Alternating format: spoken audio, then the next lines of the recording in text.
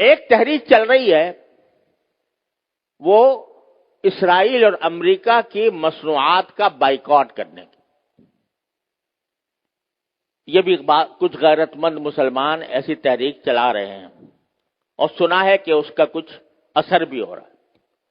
اس میں ایک بات مجھ سے بار بار پوچھی جاتی ہے، وہ یہ ہے کہ یہاں پر جو فرینچائز ہیں، جیسے میک ڈونلڈ ہے یا کے ایف سی ہے یا اس قسم کے جو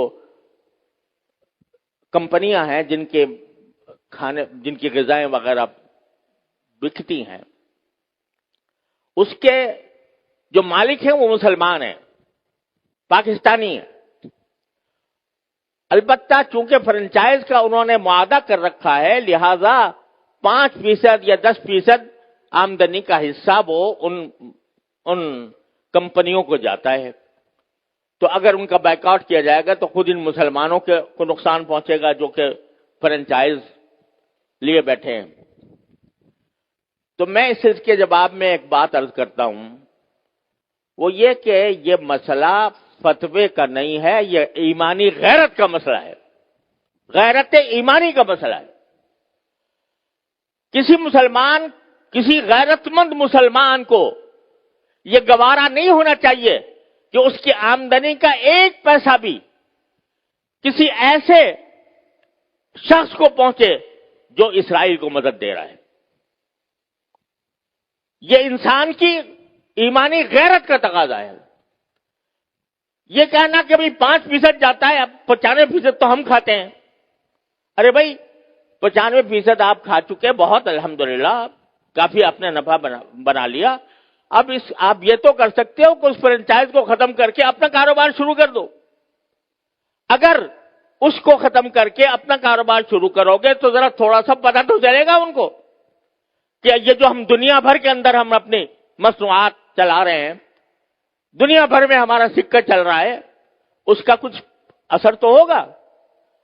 یہ کہنا کہ 5% جا رہا ہے ان کو اور ہم نے 5% جا کے کیا اس میں کیا فرق پڑے گا؟ آپ ذرا یہ سوچو کہ اگر کوئی میری آمدنی کا 50% نہیں 1% کسی ایسے شخص کو پہنچ رہا ہو جو میرے باپ کے قتل کی سازش کر رہا ہے، گوارا کرو گے کہ میری آمدنی کا 1% ایسے شخص کو دیا جا رہا ہے جو میرے باپ کے قتل کی سازش کر رہا ہے یا میرے قتل کی سازش کر رہا ہے؟ تو اب یہاں اس کو 1% اور 2% اور 5% سے ناپو گے۔ لوگ فتوے کی بات کرتے ہیں، یہ فتوے کا مسئلہ نہیں ہے، یہ ایک غیرت ایمانی کا مسئلہ ہے۔ اور اس غیرت ایمانی کے تحت یہ میں سمجھتا ہوں کہ کسی غیرت مند مسلمان کو اس کا اقدام نہیں کرنا چاہیے۔ لہذا یہ بھی اس کوشش کا ایک حصہ ہے۔ اور اس وقت یوں سمجھو کہ میں تو یہ سمجھتا ہوں کہ ایک لحاظ سے پوری امت مسلمہ حالت جنگ میں ہے، پوری امت مسلمہ حالت جنگ میں ہے، کیونکہ یہ حملہ صرف فلسطینیوں پر نہیں ہو رہا، معال کار اس کا اثر پورے عالم اسلام پر پڑنے والا ہے۔ لہذا حالت جنگ میں ہے۔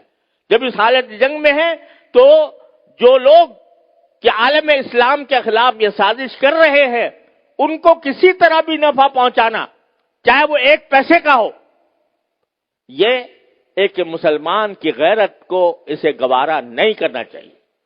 لہذا میں اس بات کی حمایت کرتا ہوں کہ ایسی چیزوں کا بائیکاٹ کیا جائے جس کا فائدہ ان طاقتوں کو پہنچ رہا ہے۔ تو اپنی سی کوشش کرو، اللہ تعالیٰ سے دعا جاری رکھو، کوئی وقت خالی نہ جائے جس میں اللہ تعالیٰ سے نہ مانگا جا رہا ہو، اور پھر اللہ کے فیصلے پر راضی رہو۔ پھر جو اللہ کا فیصلہ ہے وہی برحق ہے، وہ ہماری خواہش کے مطابق ہو تو برحق ہے، ہماری خواہش کے خلاف ہو تو برحق ہے۔ تو بس یہ ہے پریشانی کا علاج۔ اللہ تبارک و تعالیٰ اپنے فضل و کرم سے ہم سب کو اس پر عمل کی توفیق عطا فرمائے۔ وآخر دعوانا الحمدللہ رب العالمین۔